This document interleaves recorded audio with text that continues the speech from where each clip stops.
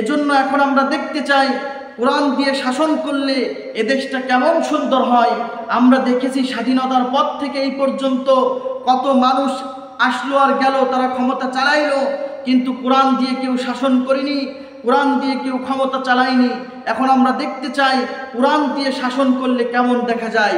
আমরা অনেককে দেখেছি, আইয়ুবের শাসন, বঙ্গবন্ধুর ভাষণ, জিয়া কেটেছে খাল, এরশাদের নানান তাল, হাসিনা, খালেদা, ফখরুদ্দিন, মঈনুদ্দিন, সব ঘোড়ার ডিম দেখা শেষ, সামনে টুপিওয়ালাদের বাংলাদেশ। কথা বলেন ঠিক না বেঠিক? আমরা দেখতে চাই কোরআন দিয়ে রাষ্ট্র চালাইলে কেমন সুন্দর দেখা যায়।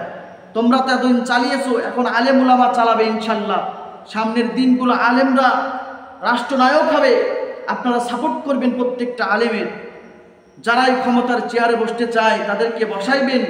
আলেম যদি হয়, যদি ভালো নেককার মানুষ হয়, আমরা চাই এই সমাজটা পরিবর্তন হোক।